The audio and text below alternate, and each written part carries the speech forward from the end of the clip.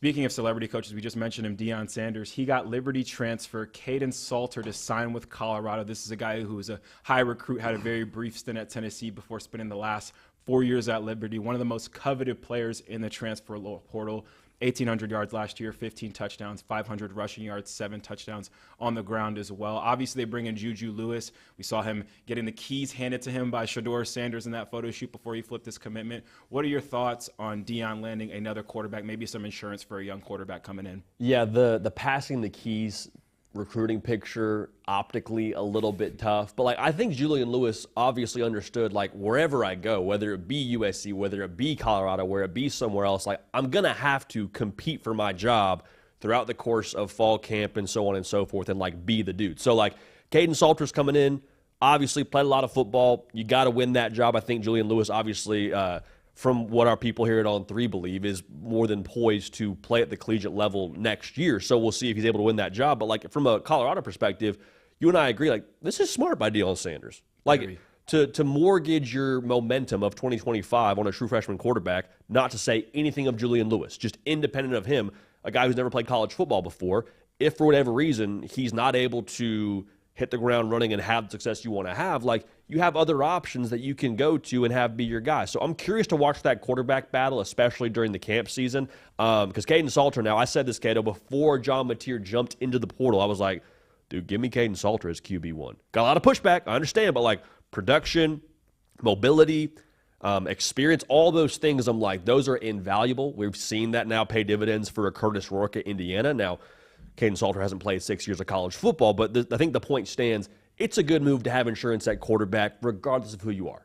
I agree. I think putting your future, mortgaging your next season in a true freshman quarterback, I think the narrative on that's kind of flipped with the Dylan Raiolas and the DJ Lagways of the world. But it's not as easy as it is, or as easy as it sounds. I think this is still the hardest position across all sports. And if you can bring in a veteran, experienced guy with the mobility, like you mentioned, too, which we know is at a premium in today's college football, honestly cranks up my excitement more for this Colorado team, having an experienced guy, Pat Shurmur, in that offense. A lot of weapons still to work with Colorado. I think the number one thing I am a little bit worried about, or just curious to watch, is that this is a guy in 2023 and obviously this season as well that played under Jamie Chadwell at Liberty. He's a guy who has an amazing offense, an offense I played against at App State when he was at Coastal Carolina. First year in that system, Kaidon Salter's numbers were much better: 2,800 yards, 32 touchdowns, rushing for 1,000 yards, rushing for 12 touchdowns. His production took a little bit of a hit this season. I think maybe people in that conference got more familiar with that scheme. Excited and curious to see him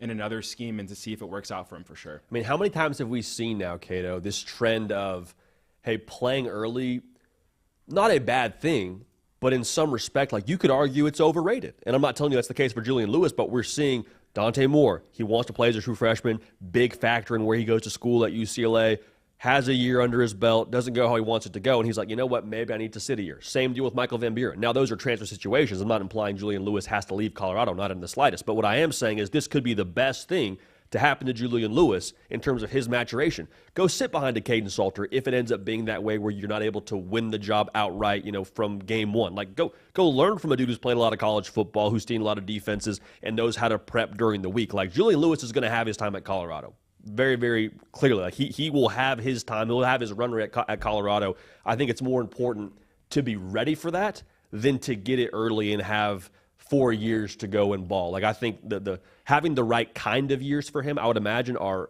as important. Kaidon Salter, more than capable. But if you can beat him out, that should tell us a lot about who Julian Lewis is as well. So this is just great insurance. I love this from Deion Sanders. Very, very intelligent. Right kind of years is a great point. I think when you have your welcome to college football moment, when you step into those moments, if you're ready for it or not, and it's hard to kind of put your ego aside, and especially the quarterback position with that bright spotlight on you.